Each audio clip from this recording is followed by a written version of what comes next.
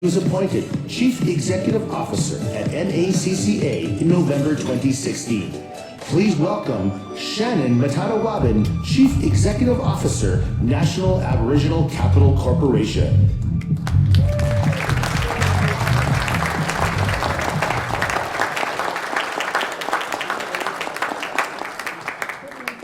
I don't know what a person's got to do to get that, but I like that for myself next time. I'd love to stay up here with you, but I just got a message from Ron Hell, so I got to take care of this. So I'll be back. Karma, dead man walking there. Thank you so much.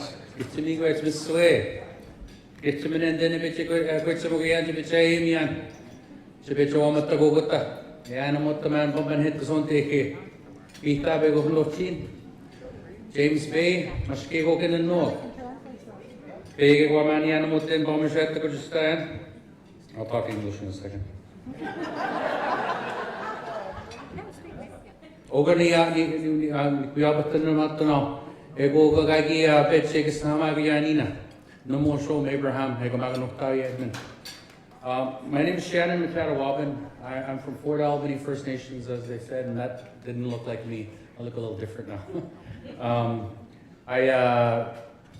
I want to show this picture because the theme of my talk today is on legacy. Understanding where you came from to understand where you're going to go. And these two individuals were very influential on my life. My grandfather, Abraham Metatawabin, chief in the community for 2 terms, received the Governor General Award, Special Service Award, being one of the longest serving rangers in the north.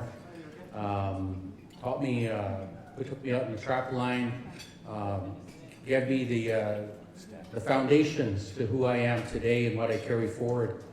My father, you might know him, Edmund Metatawabin. He wrote a book called Up Coast River. He's Governor General Award, won a number of other awards for his book Up Coast River. Recently received the Order of Canada, and I was able to attend with him last February. And he was also, if you've been on an Air Canada flight, probably seen him in Through Black Spruce, the movie. So he's also an actor, and he had quite a long role. So these are the individuals that affected my life and taught me the foundations of giving back to the community, of ensuring that you understand the legacy that you come from and what you have to build for the legacy going forward. It's not about yourselves. We come into this world with nothing and we leave with nothing. So it's all about what we do in between to ensure that the future is better for our kids. The legacy is understanding the commitment that you have to your community and being consistent and working very hard. And that's really what I think that they taught me the most is everybody has stresses in life and you have your own challenges.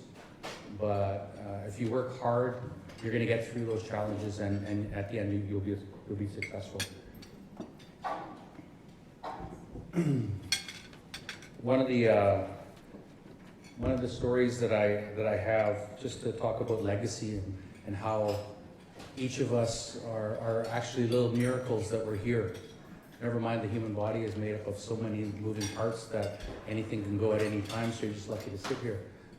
But just to actually be born, we're very lucky. And my personal story is my great-great-grandparents who had a daughter named Charlotte who led to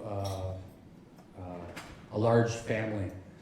But what happened to our family is that Charlotte was within hours of passing away when she was just born, because when she was born on the trap line, her mother died, right, or giving birth.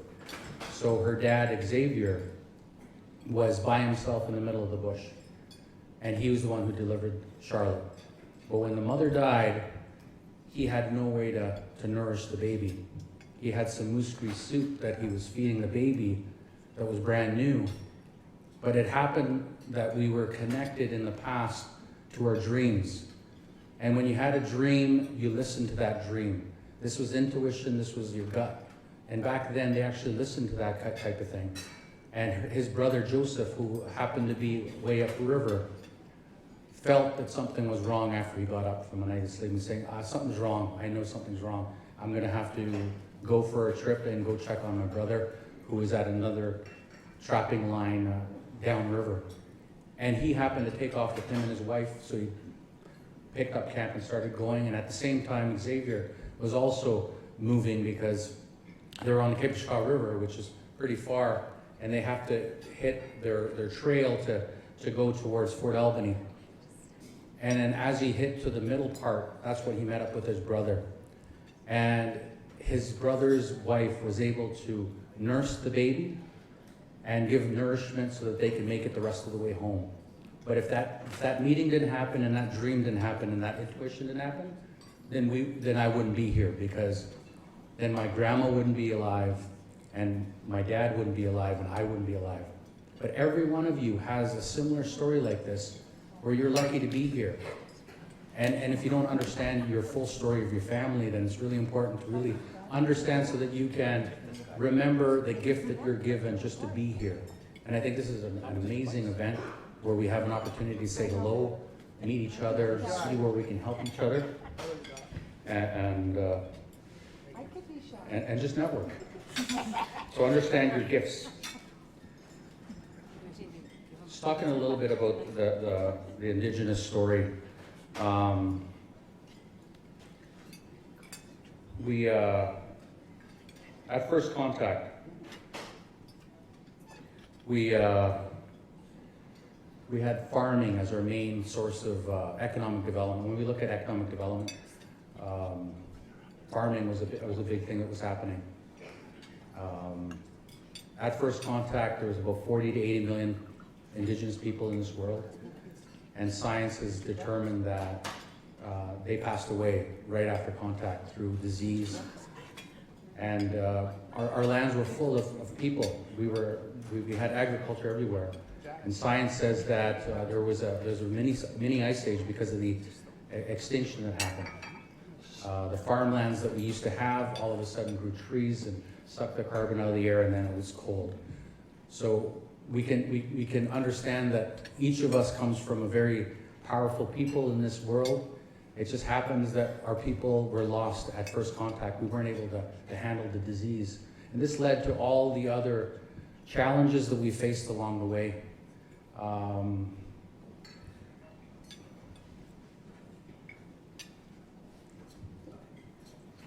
The Indian Act is another challenge. Piece of legislation is 140 years old that makes us wards of the state. We're not really free people. We probably feel a little bit free, and some of our communities are entering in their own self-governing agreements. But we're still not separate from that. We have 632 nations, First Nations reserves that were created under the Indian Act, and each one of them has chiefs. But we're part of bigger regions, bigger tribal groups. We were the farming when we were competing hand in hand with farmers, non-Indigenous farmers in the 17 and 1800s. We had large tracts of land, and they were doing really well. But the Indian Act imposed outlawing machinery. They split up the land that everybody was doing rather successfully farming into smaller tracts of land so that you didn't have enough to actually sustain yourselves. They moved the railways away from Indigenous farmers and regions to more of the non-Indigenous. So these are some of the challenges that our people had. We had the pass system, the residential schools were created from there. So we had a lot of challenges, a lot of barriers. We don't have the access to markets. The reserve systems put us far away from the market, so we're in the middle of the muskeg, in the middle of the prairies, away from where the market. So this is the current circumstance. We don't have access to capital like everybody has. We still have difficulty obtaining capital. Brian and NADF, they do their part to provide capital to Indigenous entrepreneurs, but he even doesn't have enough capital to provide his Indigenous entrepreneurs that are here in this region. But we're working really hard to ensure that that one barrier comes down. The Indian Act imposes many other barriers that doesn't make it a level playing field for Indigenous entrepreneurs, but we do what we can.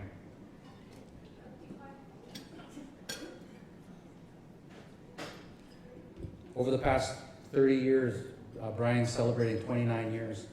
In the past 30 years, the federal government had provided stimulus programming to ensure that Indigenous people were participating in the economy of this country. They had a program that provided equity to a business. They provided some of the initial lending capital to the Aboriginal Financial Institution. But in the last 25 years, that funding has been decreased by 70%, while our community continues to grow at about 4%. So we're facing these challenges, and we continue to face these challenges, and we continue to work to ensure that we have equitable access to market, equitable access to capital. We have the capacity that we need to start businesses, and this is a challenge that is not over. We continue to work through this, but we continue to work. Just before I go on to the next slide, because that's kind of a downer, and I want to get to the upper. I want to get a sense of the room here, because I want to understand how many Indigenous businesses are in this room. So can we start with maybe how many entrepreneurs are in this room? Can you put up your hands, please? Okay, everybody take a look around. Those are your Indigenous entrepreneurs.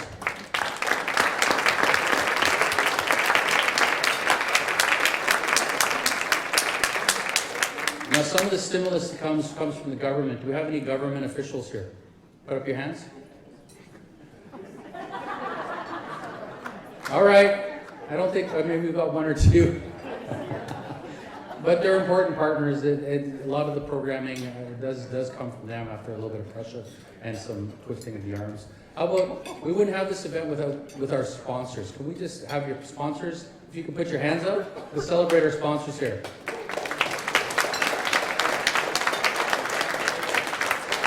All right, excellent. So we do have a large number of Indigenous entrepreneurs. You know, they have it tough. You know, in my previous life, I used to work for, actually I started with NADF. That was my first job.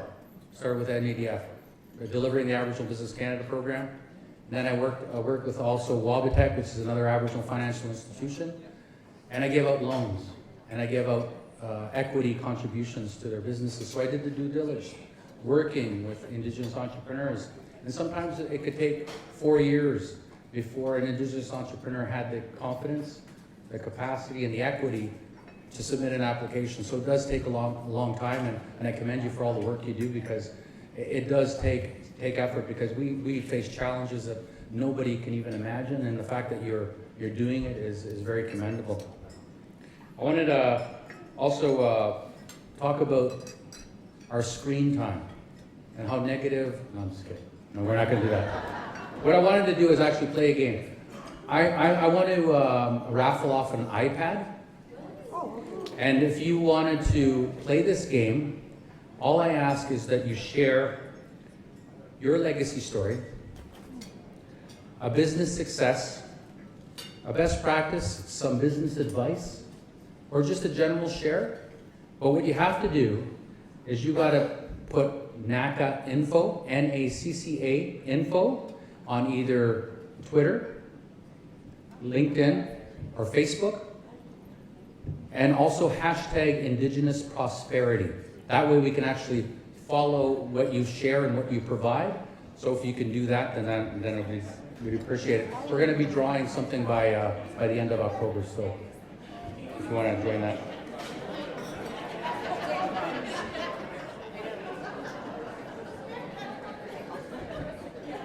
So the story of the Aboriginal financial institutions, just so that you know, the Business Development in Canada, I know there's a representative here, they were created as a developmental lender after the Second World War. Canada needed a boost, and the economy is run by small business. So the Business Development Bank of Canada was provided capital from the government of Canada, and they starting businesses. But by the 80s, it was very apparent that they were missing a large segment of Canada, and that's the Indigenous community. So what they did in the 80s is they created this network of Aboriginal financial institutions. It started with six of them, and it grew quickly to 22, and now there's 59 of them all across the country. And they've processed 48,000 loans, $2.8 billion in lending, and they only started with $240 million. So they recycled that 15 times into the community. But in the last 10 years, they've been waiting for loans to be repaid before they can issue new loans. So they haven't been maximizing all the opportunities that they have at their fingertips. They're picking and choosing the approvals that they give. And to me, that's just not fair. I think there's enough capital in this world, and a lot of that capital comes from our land. A lot of the wealth comes from our community. And it's time to provide this capital back to our communities. And this is a good mechanism to do that. One of the powerful indicators of our Aboriginal financial institutions is the 97% repayment rates that they have. All the loans, the loan loss rate is super low because Brian knows the cousin. He knows the person that he went to school with. He knows exactly who he's lending to. The community is small within your regions. Everybody knows everybody. And every person feels like they're invested into this organization. It's almost like a cooperative. You feel like you're owners of this organization, which gives you that sense of you're going to repay this because my cousin or my brother or sister is also going to take a loan from this organization. So I want to make sure that I repay it. So it's a very successful structure of repayment. $3.6 is provided to the GDP for every dollar lent out.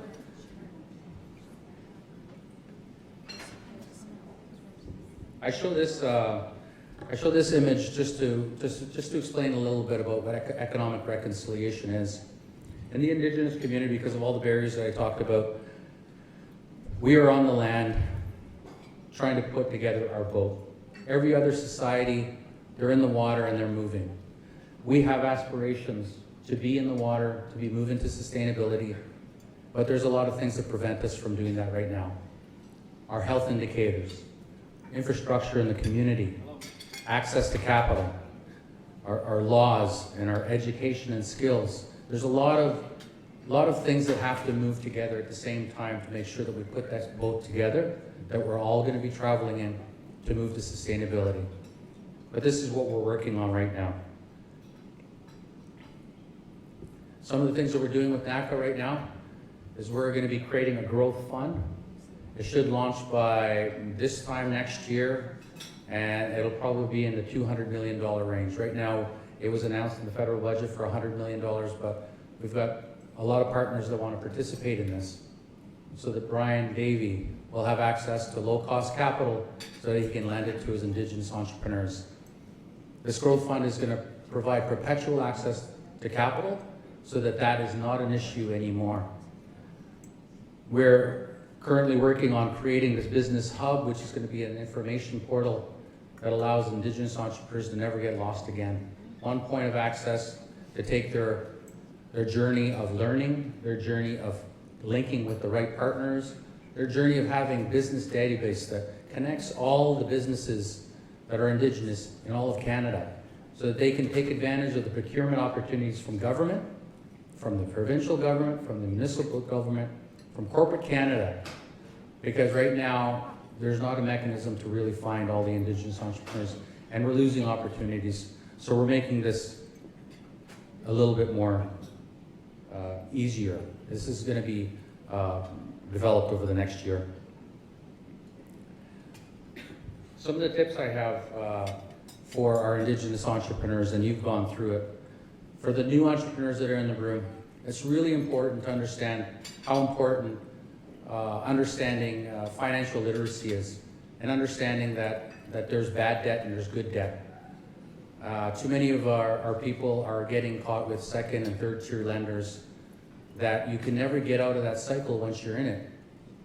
Because a $20,000 credit card ends up being $5,000 a year in interest payments. You never get out of that cycle of paying down that credit that you took.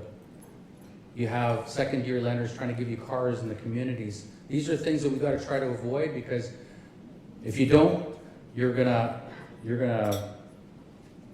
put yourself into a situation where you're never gonna be able to get a loan. You're always going to be worried about the stresses of financial. Understanding your market, be passionate about your idea. That's so important. I started the business and I wasn't passionate about it. You really run out of steam after probably 2 years if you're not passionate about it. So those long-term business people, if you're going to go for the long haul, you got to find something that you love, and don't start it until you actually know that you love it. That's something that I'd say. And have a really strong business plan. I want to see if I can start this thing. This is just a message from my dad. Is that something I can play?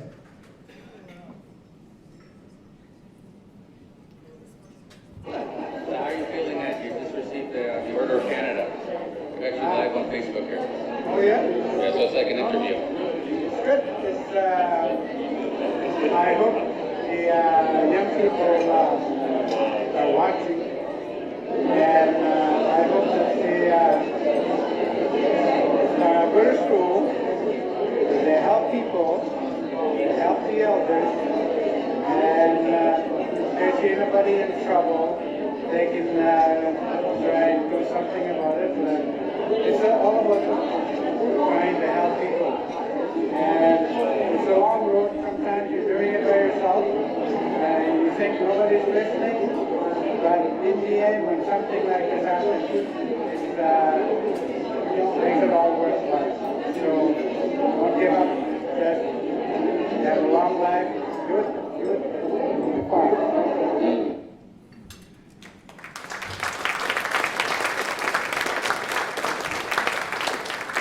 I want to leave you with that, because my father, he wanted to further add to that and say that every culture and every race in this world, they have a history and they have a legacy and they have something to offer. Everybody's got their own gifts, and it's up to you to find out what that gift is and offer to this world to make this world a better place. I wanted to say that we're having an Indigenous Prosperity Forum in February 26th and 27th. It's going to be in Lac Lemay in Ottawa, just in the Gatineau side. We have Adam Beach, who's going to be our MC. Last year we had Michael Denham from the BDC, we had Van City, we had the major banks. And this event is to bring capital together with our community and our members. This year we're adding the institutional investors, and our focus is going to also open up agriculture and procurement to the conversation. So if you have an opportunity and you have a desire to meet individuals that have capital in this world, this is going to be an excellent opportunity to come and interface with us and our members. Our members are all going to be there. Brian will be there with his team, and all the other AFIs in this country will also be there. So thank you very much for listening, and Wache, it's very much.